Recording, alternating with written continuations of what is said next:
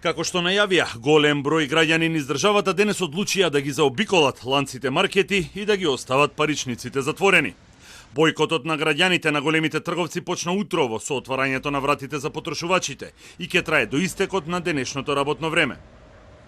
Она што може да се забележи е дека кон бојкотот се приклучиле мнозинството на граѓани, бидејќи очигледен намален број на купувачи во маркетите и на касите. Граѓаните сметаат дека денешниот бојкот нема да смени многу, но сигналот испратен до надлежните и до трговците е јасен. Све е скупо и не се искача на крај со месецот. Дали треба да се бојкотираат маркетите? Треба. Затоа што премногу скапо тие. Премногу се цените високи. Мислите ли дека тоа ќе вроди со плод? Па би требало, ако можело во други земји, би требало и кај нас. Само да не застане ново бојкот. Треба бојкот и на кафичите, треба бојкот и на други работи. Сите имаме потреба за да купиме нешто. Дали овој маркет или друг, зашо да бојкотираме? Нема потреба никаква по мене, нема смисла. Се бојкотираше во речиси сите градови низ државата. Причините исти. Произволно покачување на цените на продуктите без кои едноставно не може да се живее или да се функционира. Сметаме за тоа што на секој 10 дена се покачува цените. Така продавница како чим народо неки и ние не одиме нигде. И во иднина ако има вакви акции и тие ќе ги поддржаваме. Го поддржам во целост и ако треба една недела. Само народот нас не излажа владата. Ова треба нивна работа да биде.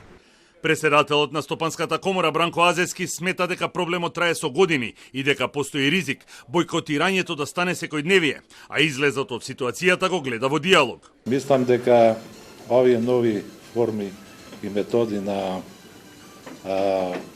вакви активности кои што одат преку социјалните мрежи ќе станат секојдневие и ние треба да ги почитуваме и да ги поддржуваме, али тоа треба да биде знак за еден сериозен разговор кој што ќе доведе до решение, а не само да регистрација на проблемите.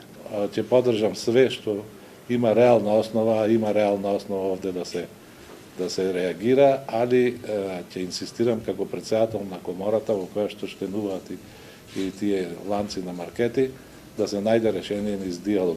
Трговците мора да ги почитуваат законите бидејќи ќе следуваат драконски казни, порачаа надлежните.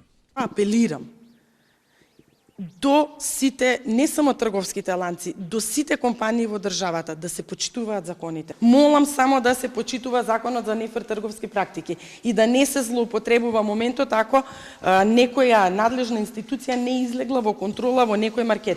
Ќе излезе во некој момент, ќе се врати наназад, ќе ги констатира состојбите, ќе следат казни.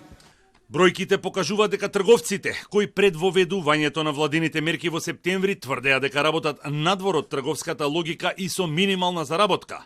Во 2023 година имале чист профит од 35 милиони евра. Заработките се движат од 1,4 милиони до 10,3 милиони евра, колку што инкасирал еден ланец маркети.